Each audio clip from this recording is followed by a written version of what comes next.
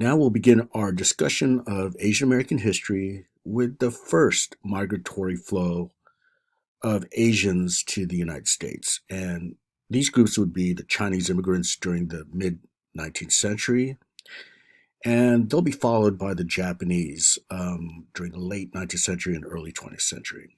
But by the way, the first documented Asians to the United States were actually Filipinos. They were working on the Acapulco galleon trade network. And they arrived in what's called Morro Bay today. I believe it's near Santa Barbara, maybe, in California. And they arrived in 1587, okay, but as a very small number. The first significant migratory flow were the Chinese, okay, Chinese migrants coming to the United States. Now, the question emerges, what led to the migration of Chinese to the United States in the first place by, this time, the mid 1800s? And the answer to this question directs us to an interesting historical connection, or interconnection, actually. If you look at the slide, the aspects of this interconnection involve capitalist expansion, labor, and race. Okay, and this is our first theme in the course, obviously. And it should be mentioned that this particular interconnection applies not to just Asian migrants, but to many other ethnic groups, before Asians and certainly after Asians. In fact, today it's still applicable. When you think about, for example, the first African slaves arriving in the early 1600s, in the Virginia colony, for example, you think about labor. You think about the plantation system, which is a very early form of capitalism. All right. And then you move forward to our Industrial Revolution, which is roughly the time period we're discussing Asian American history. And that takes place officially after the Civil War through the 20th century. Well, there's going to be other ethnic groups involved in this interconnection, like Italian immigrants and Eastern Europeans, Polish, Jewish, and so forth, right? They'll be working in the factories, right? They'll they'll dominate really the factory population, right? Working in the huge industrial cities like New York and, Chicago and so forth. And then, as I mentioned, just fast forward to today, you can see this connection applying to, let's say, South Asians, right? Let's say people from India, Pakistan, working in, for example, the technological sector in Silicon Valley, right? So this interconnection is definitely a very wide one. Okay, it casts a wide net, so to speak. But we'll discuss this interconnection as as it specifically applies to the Chinese and the Japanese, as I just mentioned. All right. So, what are we talking about in this interconnection? So, here's actually a brief. It's quite complicated, but here's a brief explanation of this interconnection. All right. Well, if you know anything about capitalism as an economic system, economic approach, as a particular, let's say, economic modality, what preceded capitalism, you might know this, is feudalism. And this is what characterized the economic systems of the medieval period, right? Where it's profoundly agrarian. Needless to say, it's before, factories and so forth, and things were very local, okay? And again, move forward to early capitalism, you see particularly Europe starting to break away from the feudal world, okay? And they're developing early forms of capitalism by the 1600s, some say even before that. But nonetheless, what you're seeing is capitalism taking over feudalism. It doesn't happen overnight. It's actually happens in slow motion, but in our country, the United States of America, we've had mostly in place from the beginning of English settlement a market system in place. Okay, that's not to say there were some feudal elements in the very beginning and early Chesapeake settlement or even Puritan settlement in New England, but for the most part, there's always been the market economy. We don't have a purely feudal past. Now, now capitalism itself inheres in expansion. What does this mean? It's inherently expansionist, right? It must expand. It doesn't just stay static or stagnant. Okay.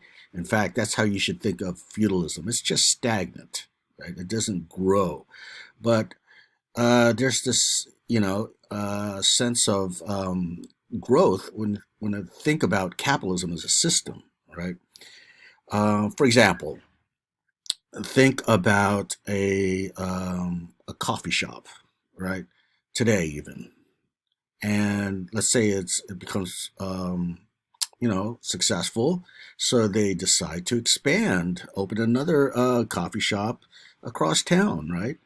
And that's successful too, so they're making more money, the owners, so they decide to move into the next state.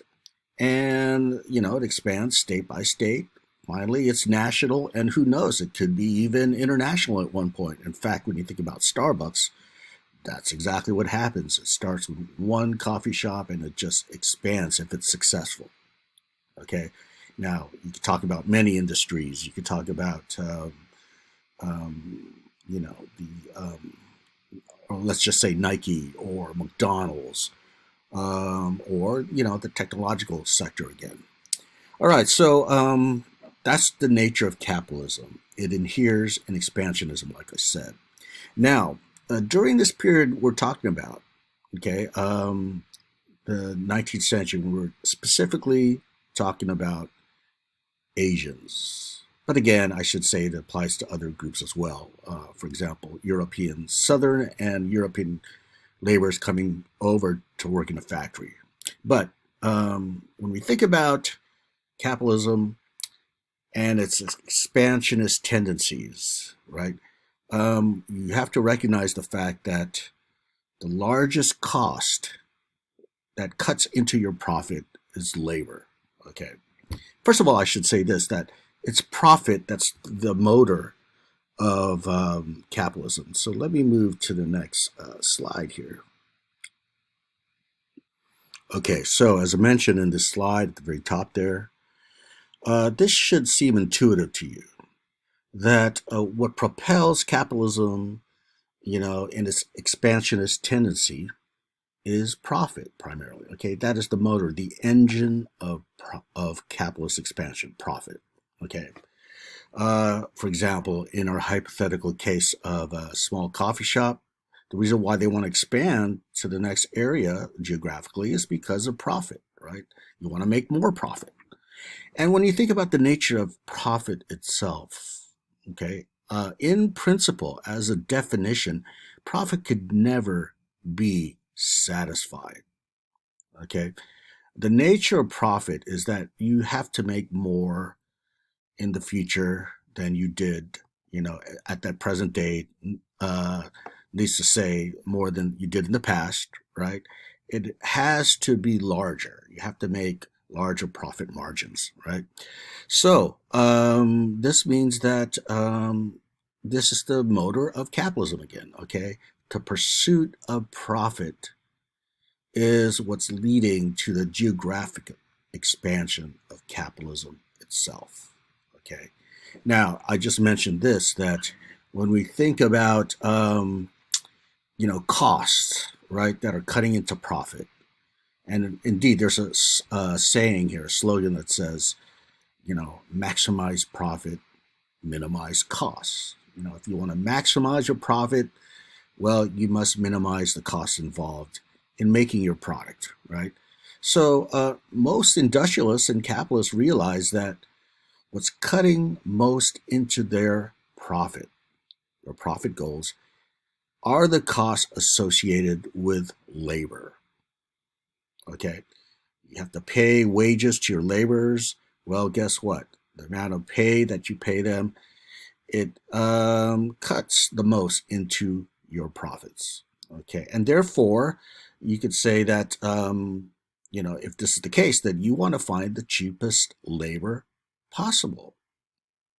Okay, so in other words, cheap labor is highly sought after by the capitalists, and especially at this stage. Okay, so the question emerges: where do you find the cheapest labor?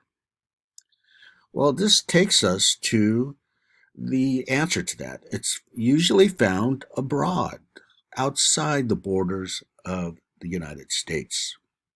Okay, so hopefully you can see where I'm going here with this logic that I'm sort of spelling out in this interconnection, right? If profit is the engine of capitalist expansion, well, what cuts into profit the most is labor, excuse me, and therefore you want to find the cheapest labor possible. Where do you find this? Abroad. And this applies to the Italian immigrants coming over, the Jewish immigrants coming over, on the East Coast, Statue of Liberty and Ellis Island and all that. But in the West, where would the labor force be found? You don't really go to the Atlantic, across the Atlantic, to find the cheapest labor. You're in the American West, right? And therefore, you look to Asia. You look towards the Pacific Ocean. That is where you're going to find your cheapest labor. Okay, so again, hopefully you could see the interconnection here between, capitalist expansion driven by profit, the nature of labor, and how that's related to capitalist growth. And in our country, at least, how race figures prominently here. And, here you're seeing economics tied to race, right? To society, really. You're seeing how economics is interconnected to the racial dynamics, whether you're talking about the first African American slaves coming over, different ethnic groups from Europe, like the Irish, Polish, and so forth, Jewish, and even up till today when, for example, you have, Indian engineers or scientists coming over, where it's, not exactly unskilled labor, of course, it's highly skilled, but it's still cheaper to hire someone from India, let's say an engineer from India, compared to an engineer who just graduated from UCSD. It's cheaper. So many industries will do exactly that, right? Qualcomm will hire more foreign labor on an H-1B visa, right, compared to the native labor, right? Okay, so we'll move on to the next video.